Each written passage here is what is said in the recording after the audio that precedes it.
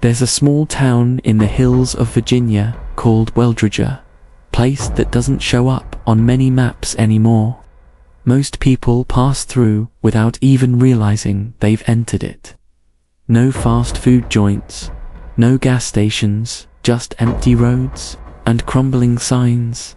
That's where I found the Marrow Inn. It was a last-minute stop. I'd been driving for 10 hours straight and needed to rest. GPS said the nearest motel was 20 miles away, but as I turned a bend in the road, I saw an old Victorian building tucked behind a row of pine trees. A faded wooden sign swung in the wind. The Marrow Inn since 1883. I pulled into the gravel lot. The place looked wrong. Not dangerous, just misplaced. Like it was waiting for someone. I knocked on the heavy oak door. An old woman opened it. She had sunken eyes, paper-thin skin, and a smile that seemed stitched on. "You need a room?" she asked, her voice a dry whisper. I nodded. She slid a brass key across the counter. "Room 6, second floor. Don't look in the mirror after midnight." I chuckled nervously. "That's some kind of local superstition." She didn't laugh. "Just don't." Room 6 was exactly what you'd expect in a place that hadn't been renovated since the 30s. Peeling wallpaper, oil lamps, and a thick smell of dust. The bed was stiff, but I was too tired to care. There was only one thing that stood out, a large antique mirror bolted to the wall across from the bed. Its glass was foggy, corners blackened with age. I remember thinking it didn't reflect the light properly, like it wasn't really a mirror, but something trying to be one. I passed out around 10 p.m. 12:14 a.m. I woke up, freezing.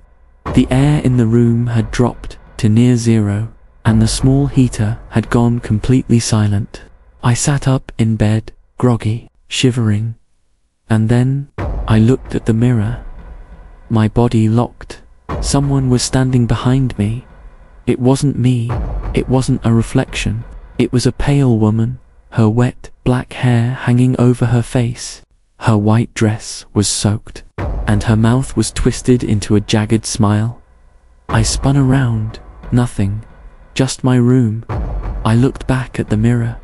She was still there, smiling wider, tilting her head slowly, like a curious dog. Then she moved, one twitchy step closer. I stumbled out of bed and grabbed my bag, heart thundering. I yanked the door open and sprinted into the hallway. But something was wrong. The hallway was different, longer, darker, and every door I passed had the same brass number. 6. Room 6. Room 6. Room 6. I pounded on them, screamed. No answer. The hallway seemed to stretch into infinity. And then creak. I heard a door open behind me. I turned around, slowly.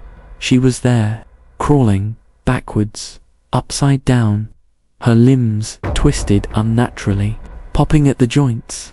Her eyes were missing, just black holes. Her jaw opened too wide as she whispered, "Now you're in the mirror too."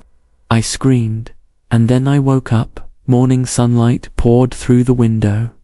The heater was humming softly. Birds chirped outside. It had to be a dream, just a nightmare, brought on by exhaustion. But I felt different, like something was still watching. I got up slowly and walked to the mirror. My hands were trembling. I looked in and froze. The room was there, the bed, the lamp, but not me. No reflection, just the empty room. Then, behind the bed, she appeared again, smiling. Epilogue, optional for ending. I checked out without saying a word. The old woman at the front desk didn't look surprised. She just stared at me and said, "You looked, didn't you?" I didn't respond. I just left. Drove straight through the night. I never found the Marrow Inn on a map again. No one in Weldridge had ever heard of it. They say it burned down in 1937, but sometimes, when I pass by a mirror at night, I still catch a glimpse of that room, of her, smiling.